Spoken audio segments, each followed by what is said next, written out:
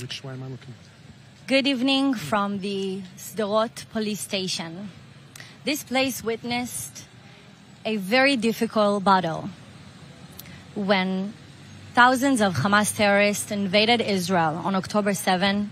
The brave police officers of this station fought 25 terrorists who came here with a massive amount of ammunition, planning to take over the station and later to take over Sderot. Luckily, they failed because the brave police officers fought for their lives and for the lives of the citizens of Sderot and managed to win this battle. October 7 has been the most difficult and longest day for the Jewish people because it continues today. But being here 1 year later, with our heads head high, we are proud to remember the fallen and the victims and to hope for the swift return of 101 hostages that are still held captive by Hamas terrorists in Gaza. This broadcast is brought to you by the Ministry of the Diaspora and Combating Anti-Semitism. The digital center of this ministry was established before October 7 to expose the truth about Israel and to share personal stories of Israelis. Please enjoy the following video.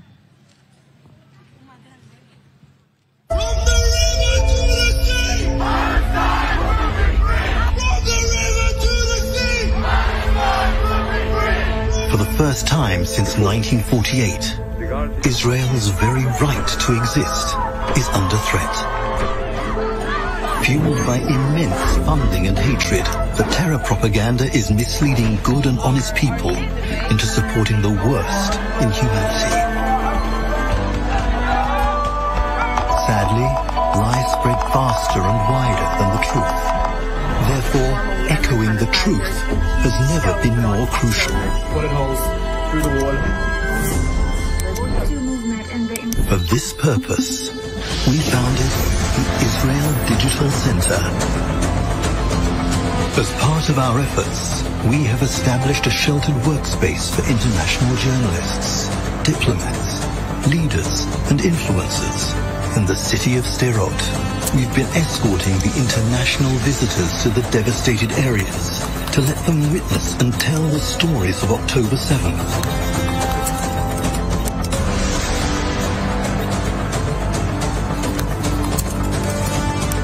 Encouraging and helping civilians to speak up and tell their stories to the world. Creating content and sharing reliable information about the conflict. There is still much more to be done, but together we can make a difference. We won't be silent. Israel Digital Center. I'm Karen Piker, and together with me is Arsen Ostrovsky. How are you? Good, thank you. Tell me a little bit about yourself and about your efforts to expose the truth about what's really going on in Israel.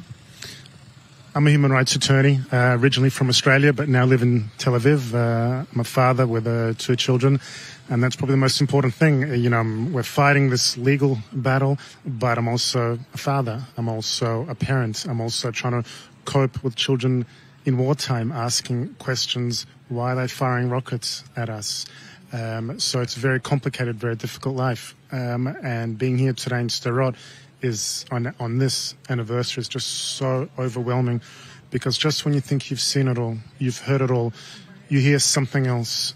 Stories of, as we see here with a police station, was stories of incredible heroism, but also incredible sadness, incredible bravery, and incredible carnage. Things that you see and that we will never unsee. You know, I stood in Kibbutz Be'eri in the days after the war started, and it's a valley of death.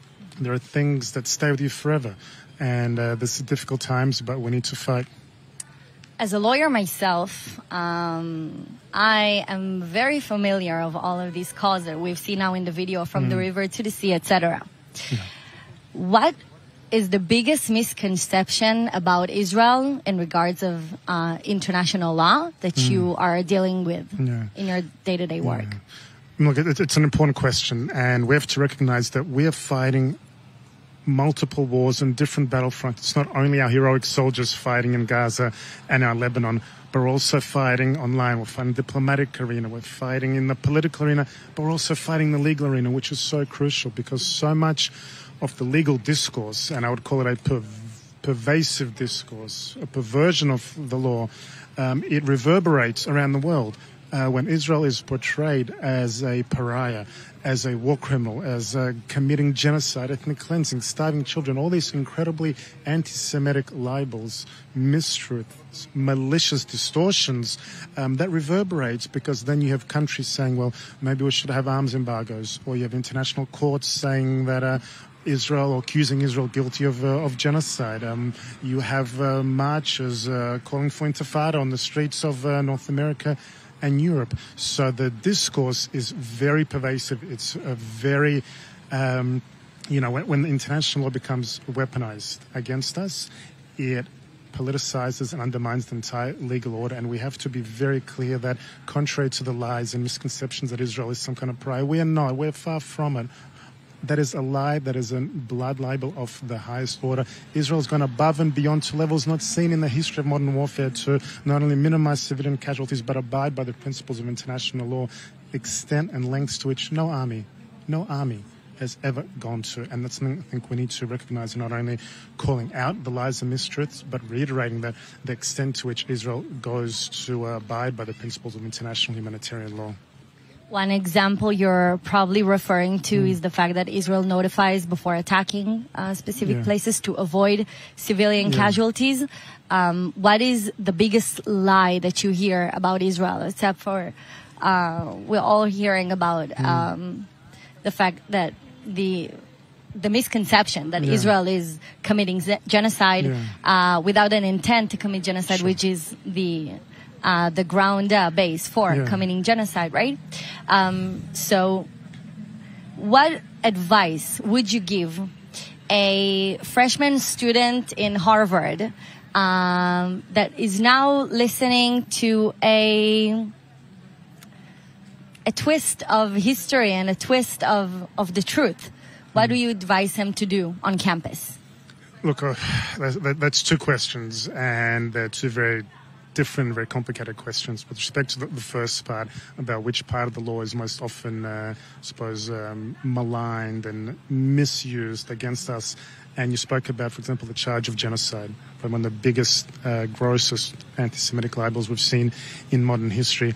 And most often it's couched in the supposed civilian casualty figures. They say that we're guilty of committing genocide by virtue of 40,000 number of civilian deaths, which they point to. Number one is those numbers are taken from the so-called Gaza Health Ministry, which is no more than a propaganda arm of Hamas. Then you have to look at the law and look at the figures and look at the circumstances. What actually is happening is that it is Hamas, and now, by the way, Hezbollah, exactly the same situation, are guilty of committing a double war crime of hiding behind civilians in Gaza, and Hezbollah doing exactly the same thing in Lebanon. And using them as human shields whilst indiscriminately firing at Israel. And as you said, Israel's gone above and beyond to try and minimize civilian casualties. We care more about the Palestinians and the innocent Lebanese than Hezbollah or Hamas do. We give leaflets. We warn in advance. We provide evacuation paths. We essentially telegraph what we're going to do, where we're going to do it, and how we're going to do it, to the risk to our own soldiers in order to minimize casualties. That is the extent to which we go, that no other army, not the United States, not Great Britain, no major army in Europe ever do. So that's, I think, important to recognize. So a quick tip to a freshman student who is fighting anti-Semitism on campus and the lies. Yeah. I think, first of all, it's not easy. And we need to recognize that, we're talking about all these multiple battlefronts, and the campus battlefront is something else as well. We have filed a lawsuit, for example, against the group SJP, Students for Justice in Palestine, accusing them of being the campus arm of Hamas. So we know it is difficult being Jewish and it's difficult being Zionist as well on campus. But the students need to know that we stand with them as well. They need to be proud Jews, proud Zionists, need to learn the facts, need to learn the information. They need to know that we stand with them as well. They are not alone, that they have resources and that they're not mere victims, that they have legal options as well in order to hold the administrators, in order to hold the universities, in order to hold these groups that are pushing and fomenting this violent hatred. But they ultimately, we want them to know that you are not alone, that you have support. Do you support them legally as well? Absolutely. Like I said, one of the main lawsuits we're involved with partners in the US is we filed against SJP, Students for Justice in Palestine. They're the number one group that is not only fomenting the encampments, the violence, the hatred we see on campus, but they're also essentially acting as a propaganda arm of Hamas. On October 7th, Hamas issued a call to action. The very next day, SJP, for example, distributed a manifesto, a toolkit. They're acting as their arm on campus. So absolutely, we're working with different lawyers across the United States, with different partners, to help students to ensure that their rights are being upheld and used in order to not only support them, but to hold the universities accountable as well, and all those that are actually guilty of not only committing these systematic acts of anti-Semitism, but supporting, aiding, abetting, and funding them as well. Now we're hearing a lot about the UN and all of its efforts to do everything in their power, but condemning Iran, for example, for firing ballistic rockets in the largest ballistic attack in history. What is your take on that? We normally say there are two certainties in life, death and taxes, and we can add a third, that Israel will always be guilty before the United Nations. The UN, it was created in the wake of the Holocaust, and today it has become the single greatest purveyor of anti-Semitism and Jew hatred, and now even pogrom denial, when we have agencies like UNRWA, which literally employ and pay staff to be members of Hamas, to participate in these vile massacres and abduction of our people, when agencies like UN Women, which are meant to support women's rights, have been silent, unconscionably silent for the last 12 months, as our girls and our women have been raped, tortured, and abducted. When the UN Human Rights Council condemns Israel almost more times than the entire world put together, and when they still to this day, the United Nations has not condemned Hamas or Hezbollah. Thank you very much for this. Very important takeaways for everyone who's listening. And good luck with fighting the good fight. Thank you. Appreciate your time. Thank you. Thank you. We are now going to meet Michael Levy, whose brother Or Levy is being held captive in Gaza for 1 year. Or Levy and his wife Einav were at the Nova Festival, leaving their 2-year-old son Almog at home with family. They were just about to enter the party when the alarm started.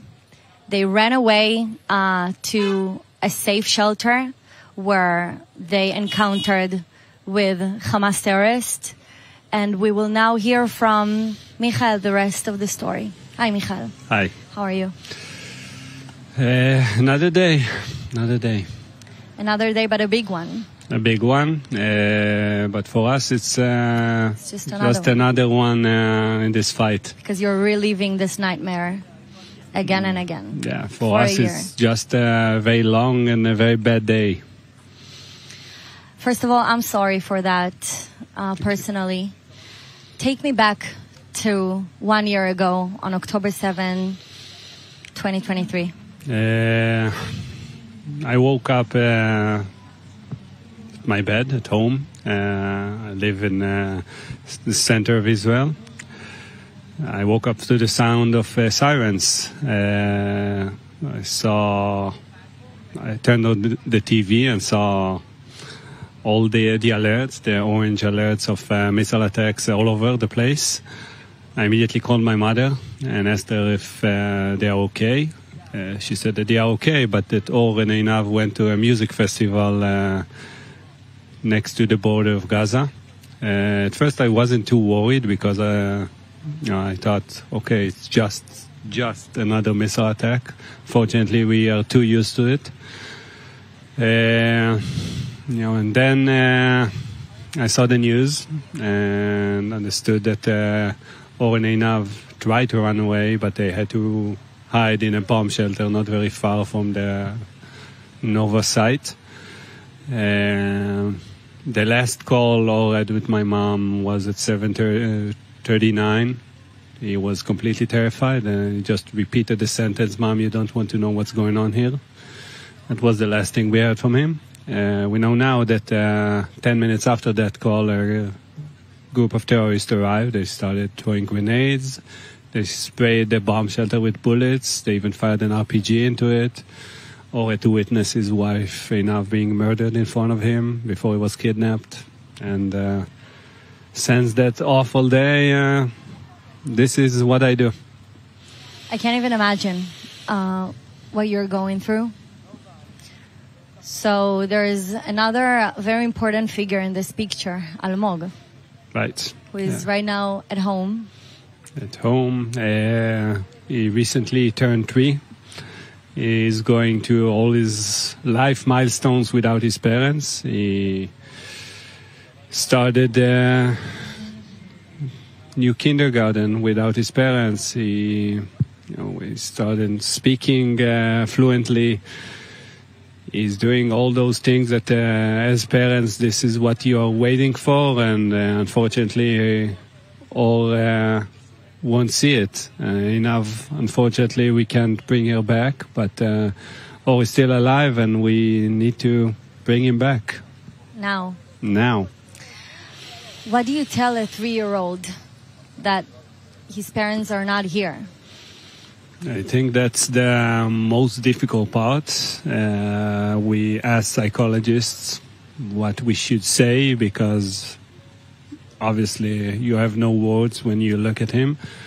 They told us that we have to tell him that his mom won't come back and that we are looking for his father. That we are doing everything we can to bring him back. Other than that, you just try to... You have to remember he's still a 3-year-old who needs to be guarded, and you need to tell him what to do and what not to do. But when you look at him, it's not that easy, because you know what he's going to how he's going to grow up with no mother, and it's difficult. In the past year, did you get a sign of life from all? Unfortunately, all we have is that video that we released on June 24th from the day of the kidnap.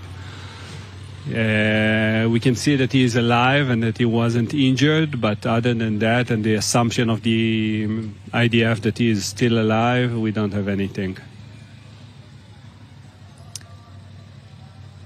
I read somewhere that you got I read that All and Einav got your daughter a very loud present. I heard that they got them a drum. A drum that makes a lot of noise.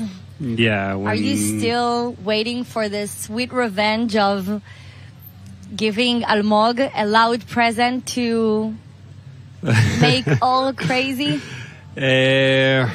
That's another thing to wait for. When my oldest daughter was, I think she turned 2, they bought her a drum that, how can I say it? It was too loud, and I swear that I'll return the favor. Unfortunately, I didn't have the chance yet, but that's another thing I have to make him feel when he's back. I'll check you up on that. Bezrat Hashem. Bezrat Hashem. What do you experience with Almog in the day-to-day life? Do you try very hard to remind him about his dad, about his late mom as well? We talk about them. We show him pictures. We try to keep them in his memory. But it's getting harder and harder because sometime now when we show him pictures of all, he thinks it's me. He can call my other brother dad all of a sudden because this is the dad figure he meets on a day-to-day basis. So what do? Do you correct him? Do you let him keep doing it? Those little things are things that I never thought we'll have to deal with, and that's those the day-to-day things, the so-called small things. Those are the real challenges. This is the biggest struggle. Yeah. We often, I won't say forget, but we don't talk enough about the people in the background. Let's say about your daughters, for example, that lost their uncle. Right. How is that to process for them as well? That's a great question because, as mentioned, this is the real struggle. I don't talk enough about the fact that two of my daughters go to sleep crying every night because they miss or the fact that I sometimes listen to their discussions and they talk about things that kids shouldn't talk about, death and funerals and bodies that were kidnapped, and they know all the hostages by name and they know their stories. That's not something that a 7-year-old and a 10-year-old should talk about. Reality in Israel. Reality in Israel, exactly. What is your hope? Very simple. I want to sit here with my brother and remind him of the present they bought when Emma was 2. So I think everyone here in Sderot and in Israel and the rest of the world are joining with you to hope for the swift return of all. And we're waiting to see this revenge present that you will give Almog. I will buy it very soon. Thank you so much. Thank you. The reality in Israel is something that we sometimes can't even comprehend. The struggles that children are facing and the atrocities that babies have been through, entire families destroyed. No child should live without his mother and not without his father, who is being held captive by terrorists for more than a year now. So we are hoping to get all back as soon as possible. All and the rest of 101 hostages. Now joining us is Adele. How are you, Adele? Quite tired, thank you. It's been a long day. I can only imagine and relate. Yes, and I usually dress more formally for interviews, but since today is a special day, 7th of October, a year since our life turned upside down, so I'm wearing a shirt that says in Hebrew, we're returning to Nirim, the home we always loved. That's my kibbutz. 367 days since our hostages were taken, since our soldiers are dying for us, since we are refugees in our own land. Thank you for this reminder. It's so important. Take me back to 1 year ago, 6:30 in the morning on October 7. Where were you? So I was already awake because I had intended to get up at 5:45 and grab my camera and get in my car and drive out to the fields to take a picture of wildflowers in the fields. I live on Kibbutz Nirim. We're a mile away from the border. That's how safe I felt on October 6th. So October 7th, I didn't wake up at 1:45, because if I had, I would not be sitting here in Sderot talking to you today. 6:29, the incoming rocket started. And I ran into my safe room. Every house along the border has a safe room that's to protect us against rockets. It's concrete walls and windows. No. Sorry. All good. He wanted to take my water. A woman needs her water. Concrete walls and ceiling, and it protects us from rockets. So I ran into the safe room. The barrage was so heavy, we could tell it was something different. It was so heavy that I was scared to stand up and close the heavy iron sleeve that we have on the window that protects us from incoming shrapnel. A little while later, we get no official information. I get messages on my phone saying, Israel has been invaded. Go outside of your safe room, lock your doors and your windows, and then go back in the safe room and lock yourselves in. The only problem with that is the safe room, the door does not lock. Safe room is meant to keep us safe from rockets, not from infiltration. The only way to keep it locked to any extent is by pulling down on that handle and just hoping and praying that whoever's on the other side of that door isn't stronger than you are. Who was the one holding that handle? So on that day? I was lucky. I'm a widow, but my 33-year-old son had come to visit because it's his birthday on October 8th. So he came down for the weekend. It was also our kibbutz anniversary. So he came down for the festivities, and he was sleeping in my house when that happened. So he was with me in the safe room. I wasn't alone. How serene and happy our lives were before October 7. You're mentioning the celebration of the kibbutz and mentioning and celebrating each other's birthdays on October 8th. I assume you didn't really celebrate this birthday. However, so we used to call our area 95% heaven, because it really was heaven 95% of the time. Paradise. No crime, no pollution.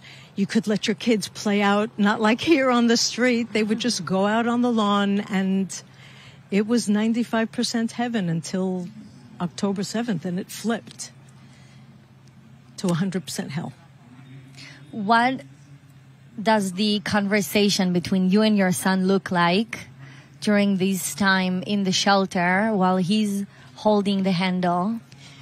So I'm trying to keep track of what's going on within my kibbutz, within my community. We have an internal messaging system, and I'm seeing messages coming from the western side of the kibbutz saying, we hear gunfire, we hear Arabic outside, they're entering our houses, they're burning our houses. And I didn't talk very much with my son. We were keeping quiet. We turned off the air conditioner so that the motor wouldn't betray the fact that we were in the safe room, and we were just sitting there quietly. I did do a few interviews, whispering into the phone. A few of the radio stations and media called me. Wow. But I knew at one point we started hearing shooting outside our house, and we started hearing Arabic outside our house. And my son understands a little bit Arabic, and he heard somebody calling somebody away. And we heard noises. We didn't know what they were, but I looked at him and he looked at me, and we told each other that we loved each other and basically said goodbye.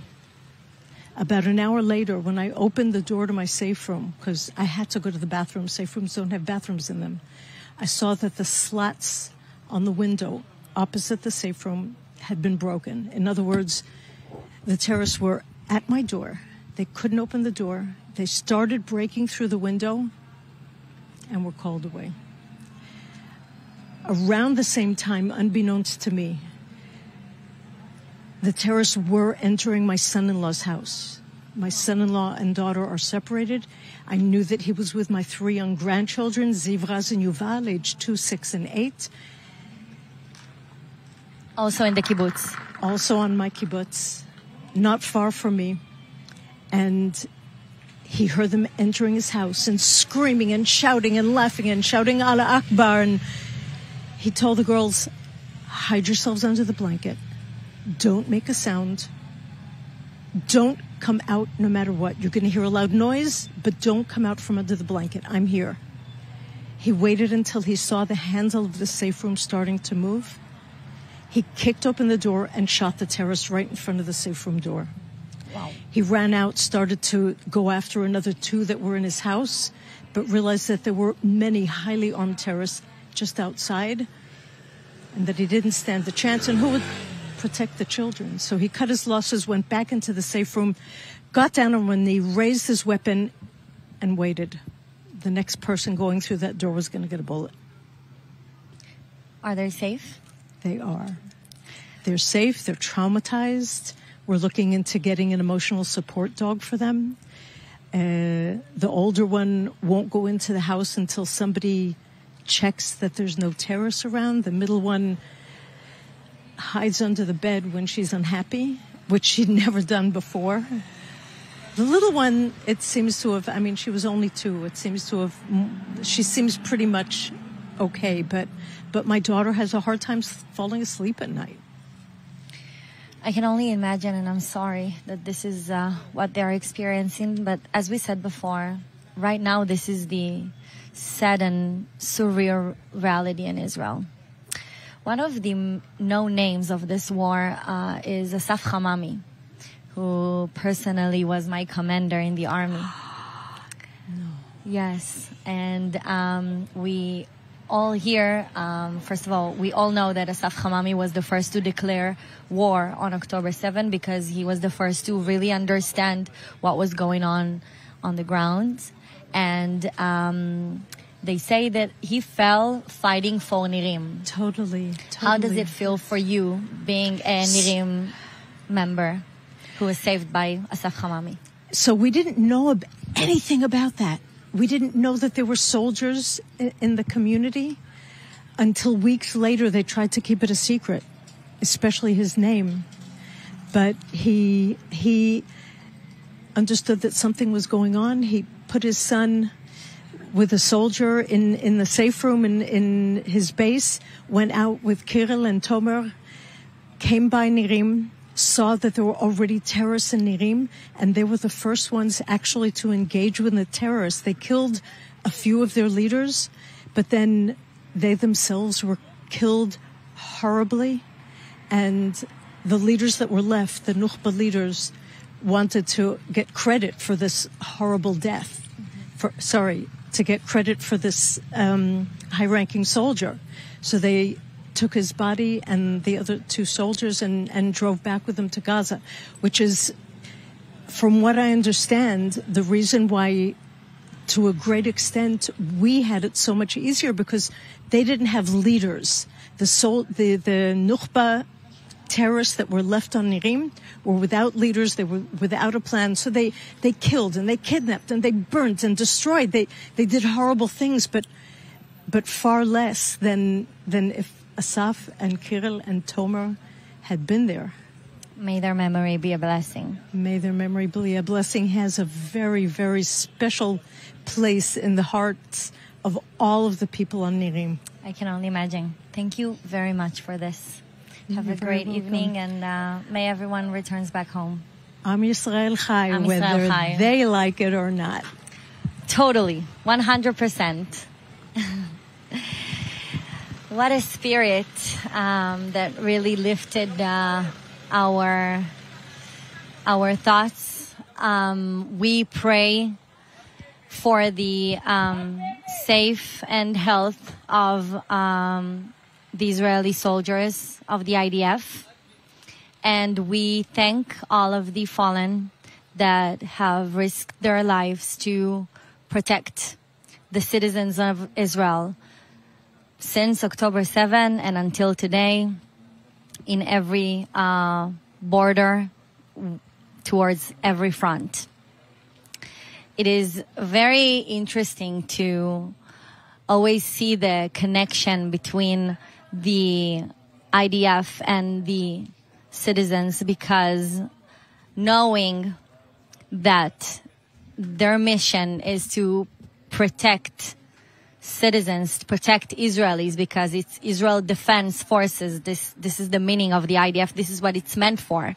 It has been the elite goal of the IDF since October 7 and until today. And being here with Adele, who was actually saved thanks to these heroes, and especially Asaf Hamami, is truly incredible.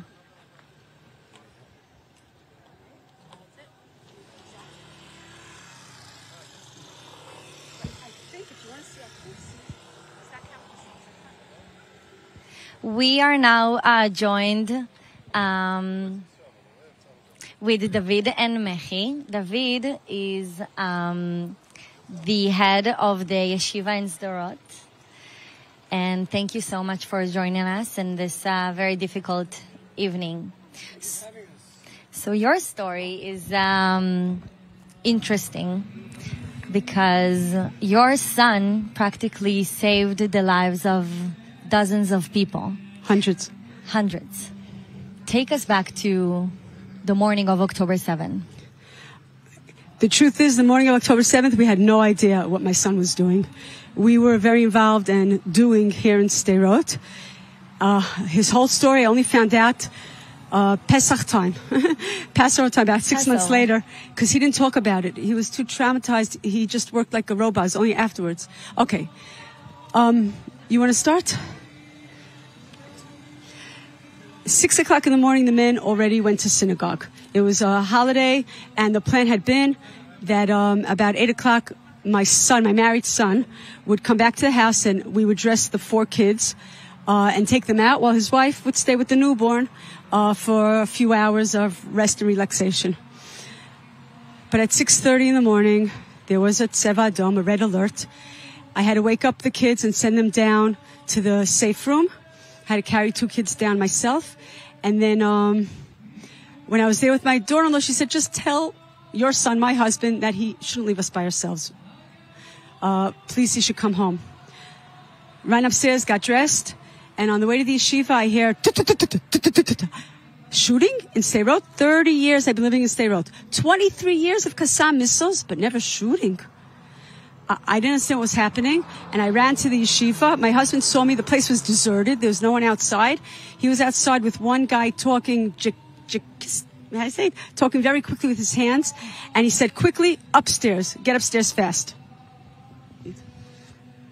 It's important to say that coming back to the spot is very emotional for us, because this is the spot that our guys came down and were able to kill terrorists. People on the way told them, don't go.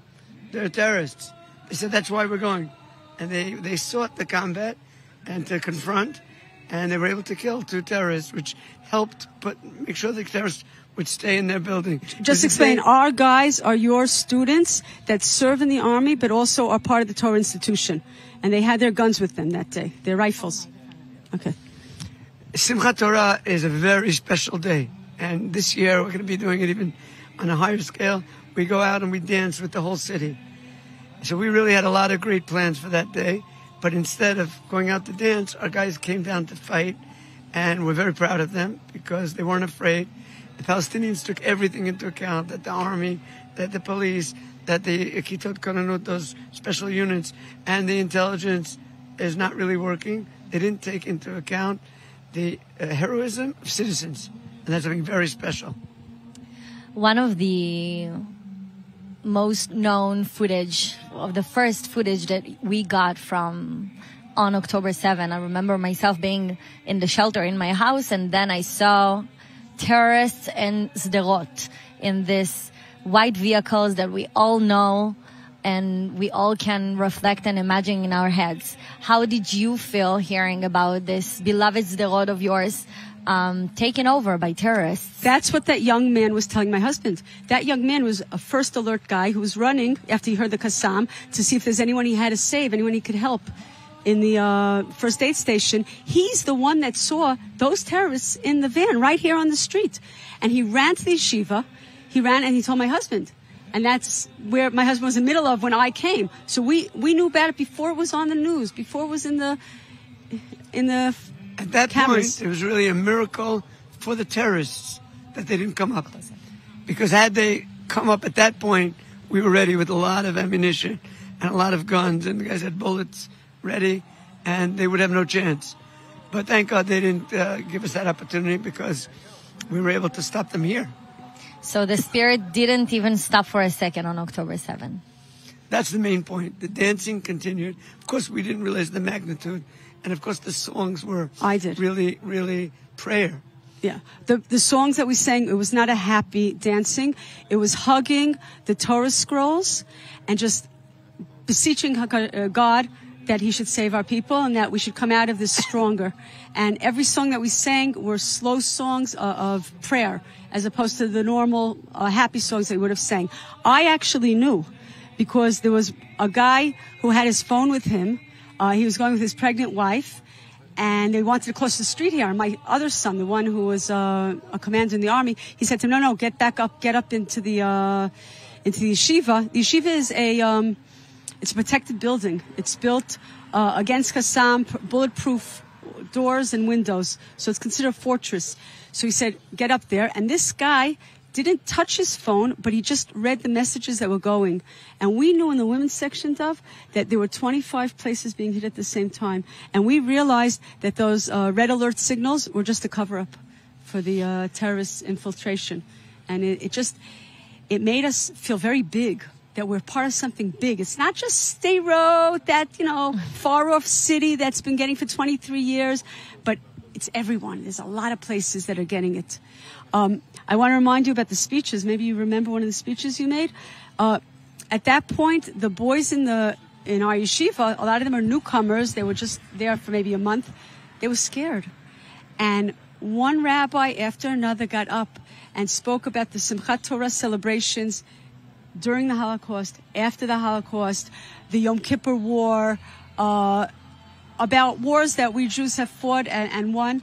And it gave such strength. It was so, it was very strengthening. Do you remember what you said?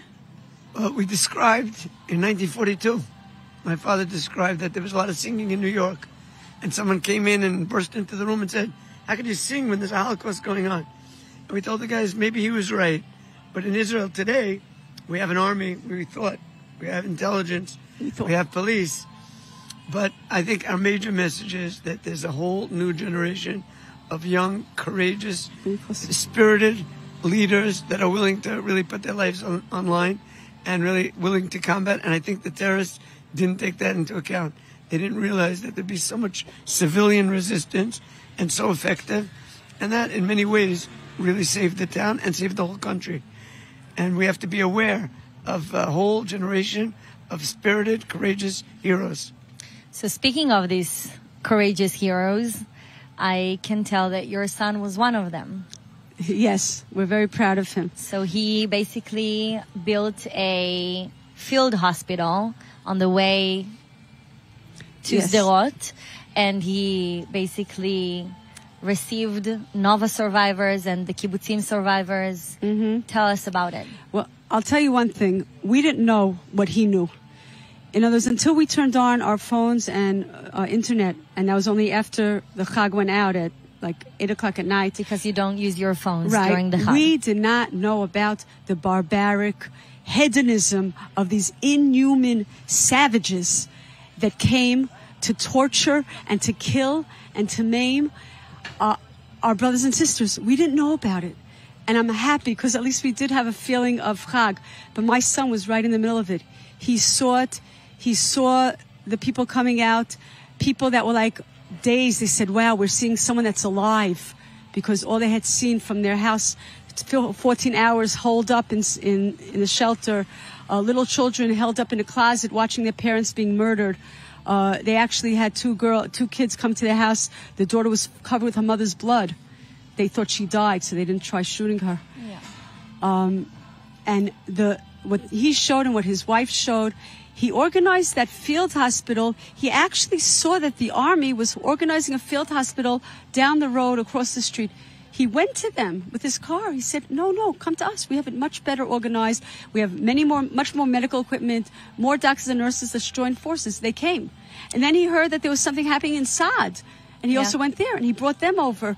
So he set up a field hospital and then he united the field hospital. And there's that amazing story. You want to tell that story? We have to finish, but we thank him for this courage of him and for making and saving so many lives. And thank you for being here and telling the story. And I just want to say, he's one of many. There's so many that is true. Heroes, and we're proud of them all. We are too. Thank you very much. And we're here to stay. And the Gaza Strip will be Jewish.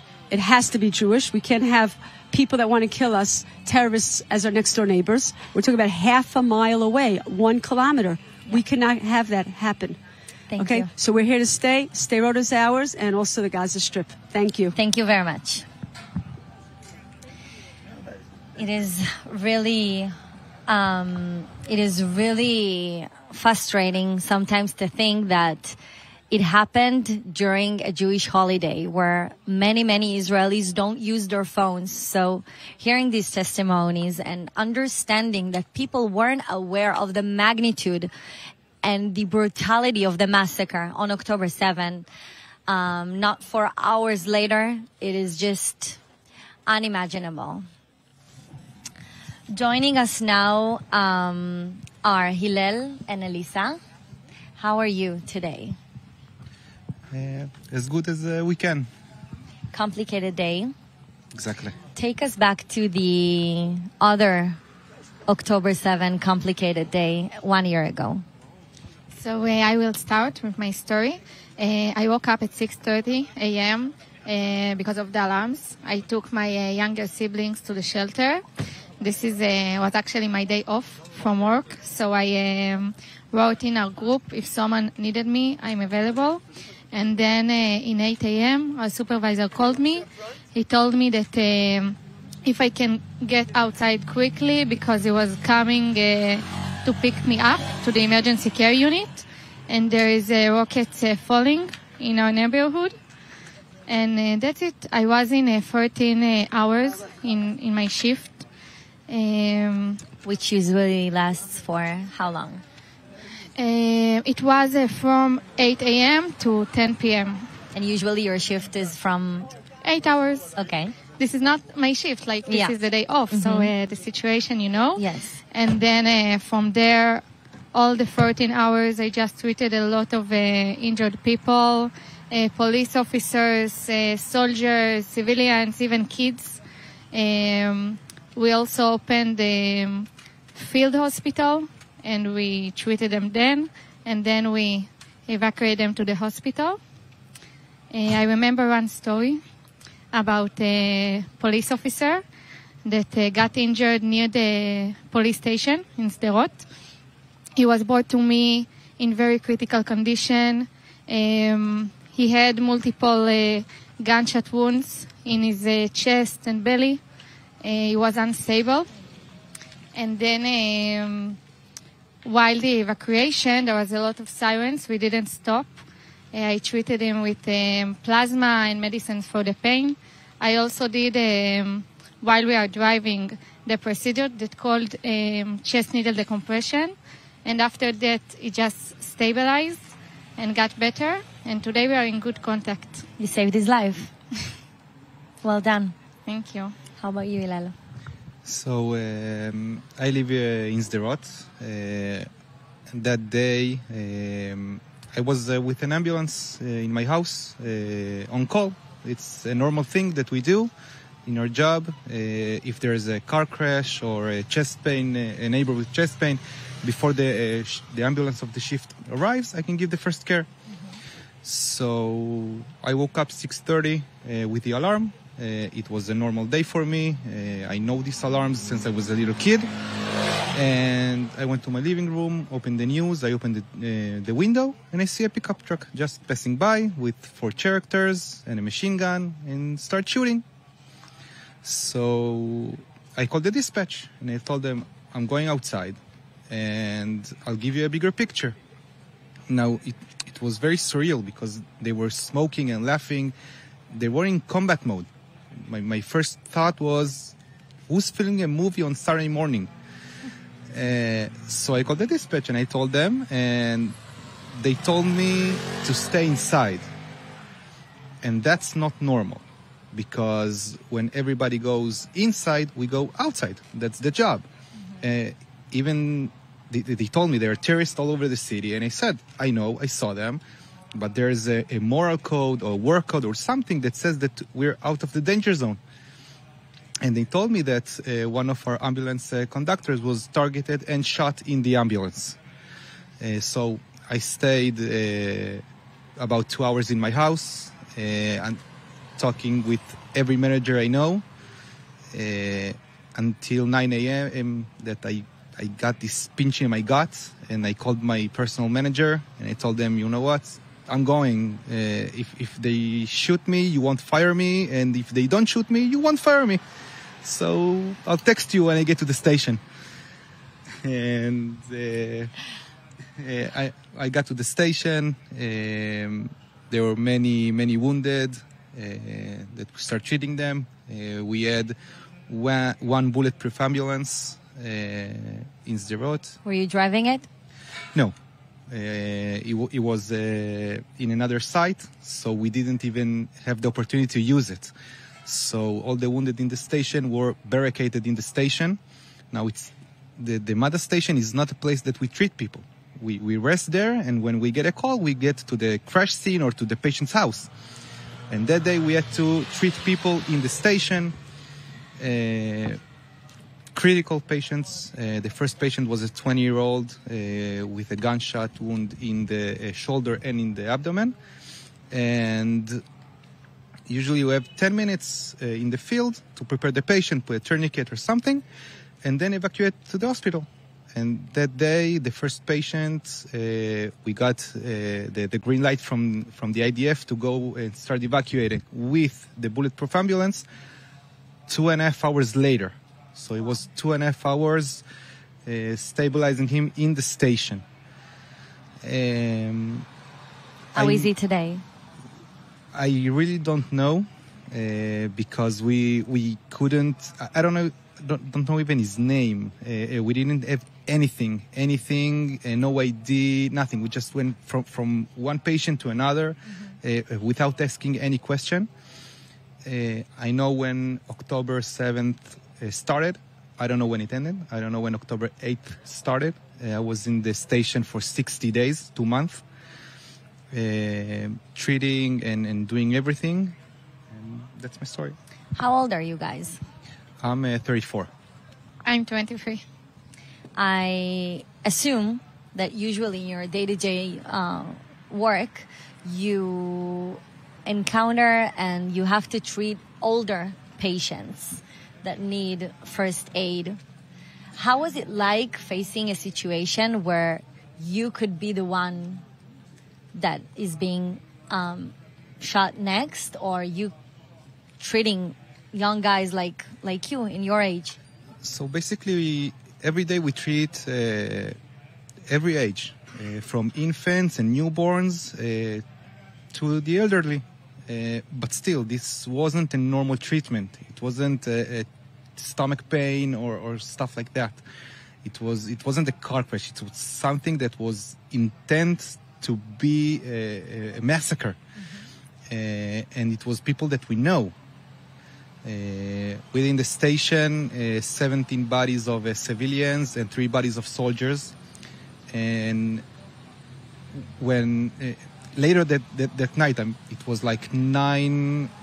Actually, it was right now, a year ago, when we were treating a body, and I knew the body of a young girl, and she had a phone, and the phone was ringing, and I saw the phone, and I saw that her mother was calling, and I knew that I couldn't answer. I can't answer. I can't tell her what was going on. That's not something that we say over the phone, and not something that we say in a 30 seconds call. I can only imagine these experiences, but thank you so much for your bravery and for your aid, and thank you. That's his job. Yeah. Keep doing it. Well done. Seeing all these young people risking their lives for each other, for Israel, for the Israeli society, it's just unimaginable thinking what these guys had to go through on October 7 and the sights they had to witness during that day. Joining us now is Simcha, who is part of Zaka. We all heard about Zaka during October 7. And I am not going to say the worst, but you really had one of the worst jobs to do, treating and covering and taking all the unimaginable amount of bodies in Sderot in particular and around the Gaza Strip. Tell us about it. Tell us about your October 7 perspective. Well, I'm a volunteer in Zaka International for over 32 years, helping on situations of different tragedies internationally, not only in Israel. It doesn't make difference the culture of the country. It could be Turkey. It could be America after 9/11 or different countries around the world. But by understanding what humanity means and doing it because we believe that we have to respect the dead. October 7 for me started here in Sderot. I was called in around 2:20 in the afternoon, heading down towards Sderot, hitting Highway 34. Until then, I didn't know what I'm facing. I didn't have in my mind a clue what I'm going to be seeing. The highways were full with bodies. Some were burned totally. Situations that we cannot imagine. 32 years I dealt with burned bodies, buses blowing up in Israel, and different terror attacks.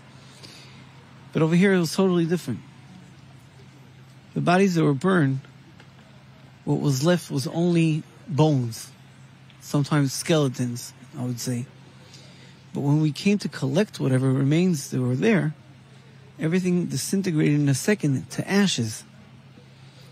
So even if we had a skeleton to deal with, to start to deal with, there was nothing there to collect.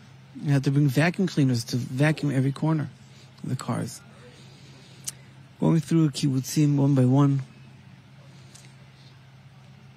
2.5 weeks, dealing with these tragedies from house to house. Unbelievable what they went through. Thinking about what they went through, we still know that we have still 101 hostages. Think about them any second. It's unbelievable. Thinking that they are being held captive by those people who committed all these atrocities and on October 7 is, for me, something that I can bear, and I can imagine for you being first-hand assistant and seeing it with your own eyes. What are you thinking about the hostages? What is your hope for them? Well, we're hoping for sure that whoever is still alive will be able to come back and live a normal life, for sure. But we know what they went through during the time of captivity. As you said, we are their voice, those people that died, because they can't speak for themselves. My particular job today is in Zaka, is going around the world speaking about the atrocities. I stood in front of the UN speaking about women's rights, because I, as a commander, I was on the scenes. I brought the evidence, what happened to them. Not only that, afterwards I spoke in different countries around the world. I am getting attacked from different places, from different reporters or different people all around the world. That what we're saying is lies. Yeah. Well, we're facing that situation by believing that From honesty comes honesty. And we have to stand up, stand strong, shout, and scream for those people, because no one else could do it. After the Holocaust, we had survivors. They had numbers. We are the numbers. And we have to stand strong and not being afraid of anyone and saying what we dealt with, because we are the live testimony. That is so important. Myself being active on social media, I get comments every day denying everything that happened on October 7, plus celebrities in scales that we can only dream of having, being a minority in the world. What can you say these that are denying daily the atrocities committed on October 7? What is your message to them? Well, first of all, if a person stands up and starts screaming, you're a Nazi, but there was no Holocaust, so there is nothing to talk about. When we're facing a brick wall, there's no reason to try to walk through it. If someone tries to deny what happened on October 7, he's not worth the time to act or even to speak to. We have to understand one thing. We have to be strong, united. Israel, all the Jews around the world, for sure, all our allies, America, and different countries around the world that are giving us the support. We have to be together against terror. And we see what the terror is bringing from different countries. We know that Europe is full of Muslims, but not every Muslim is a bad person. We have to understand. We have to fight the radical Islam. That's what we have to work and stand against, and to be united against that. I totally agree. Thank you so much for this important information and message, and may we bring them home. Yes, may we bring them home, and we should have peace and better days. Amen. Amen for that. Thank you so much, Simcha. We will now watch a video by Hope.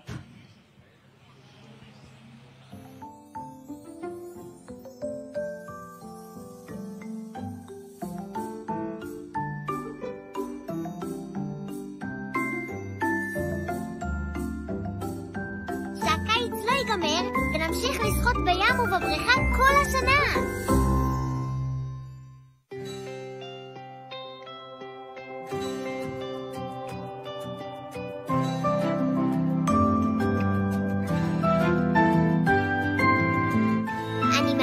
לכבוד השנה החדשה, שכל החטופים כבר יחזרו למשפחות שלהם, שהמלחמה תפסיק וכל החיילים ישובו לביתם, ושיהיה שלום לעד.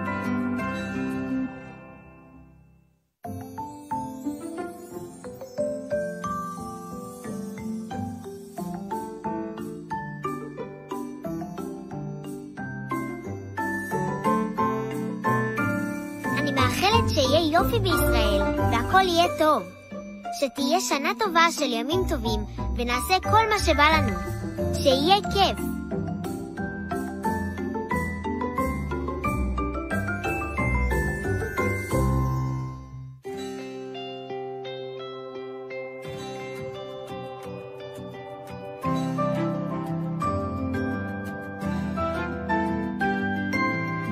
שנה טובה ומתוקה כמו דבש, מלאה צבעים וגוונים ואהבה.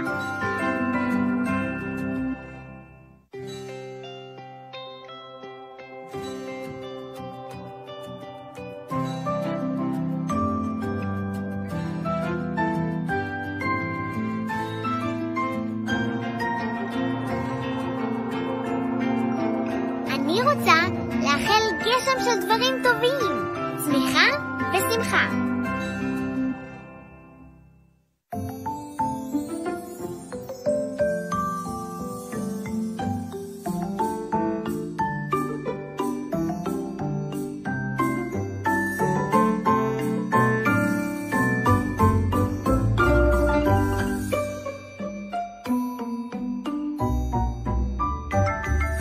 אני רוצה לאחל שמחה ואהבה לכולם.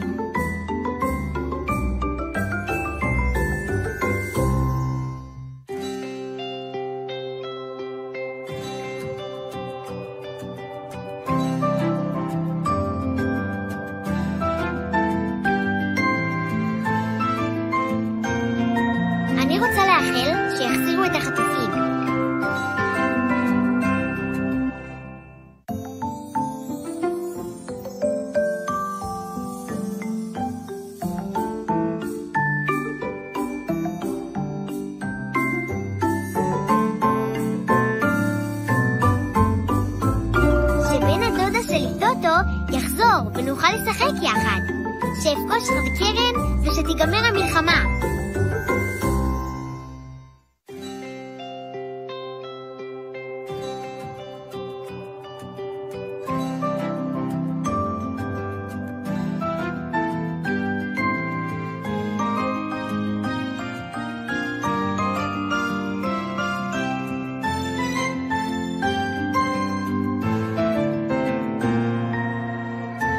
מקווה שיהיו בעולם הרבה צמחים וחיות.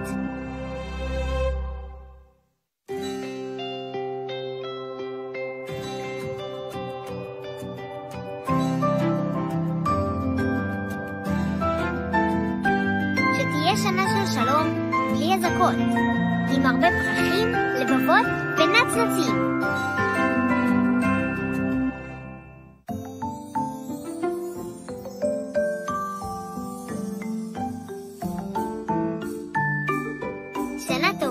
בריאה ושמחה, שנחיה זה לצד זה באהבה וסבלנות, שיהיה שלום וביטחון לכל משפחה בישראל, שנצחק ונגשים חלומות, ושיהיה רק טוב.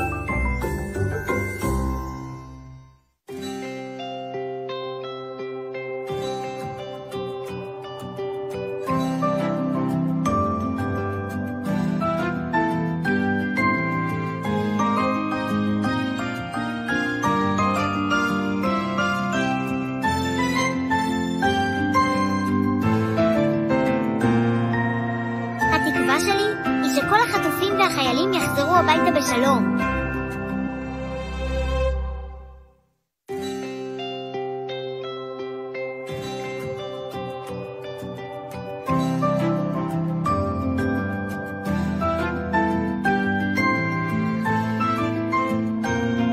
אני מאחלת שכולנו נהיה שמחים.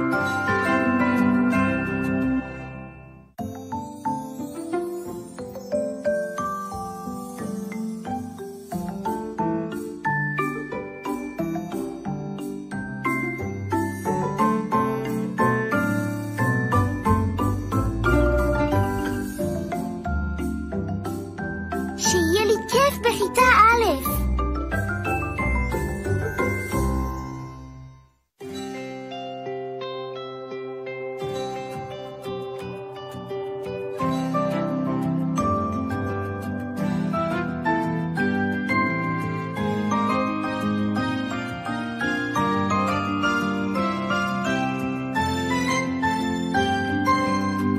שיהיה לכל ישראל שקט ושלווה.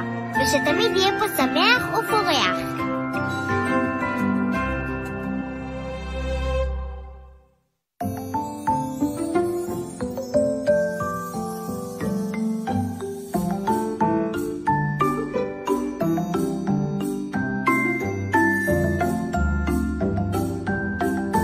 אני מקווה שכולם יהיו שמחים.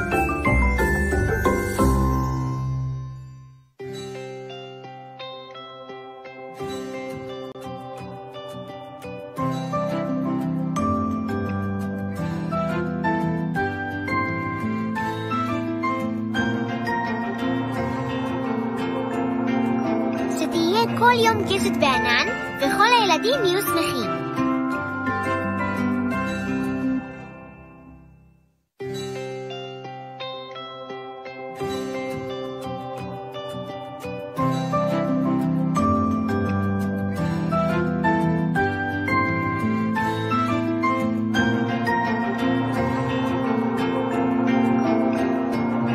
שתיפסק המלחמה ושיהיה שלום.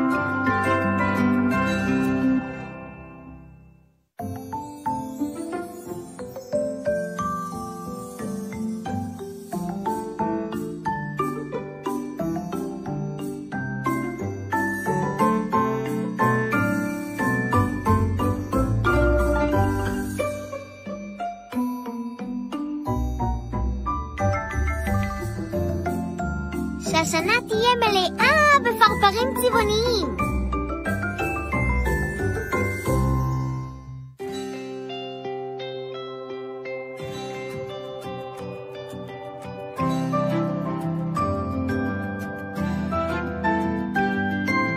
שנזכה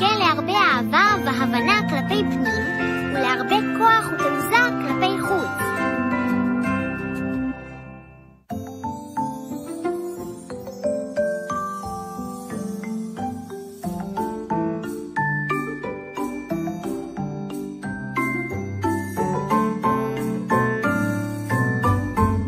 שהמלחמה תיגמר, שהחיילים שלנו יחזרו ושהחטופים יחזרו לביתם, שיהיה לנו שקט בארץ ישראל.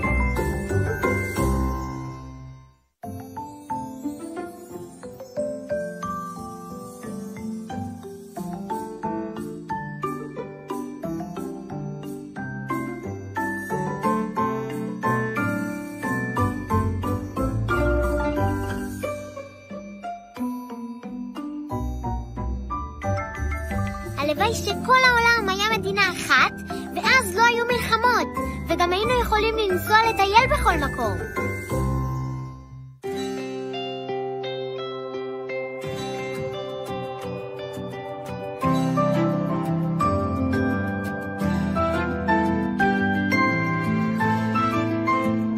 אני מאחלת לכל הילדים שימשיכו ליהנות כאן עם החברים.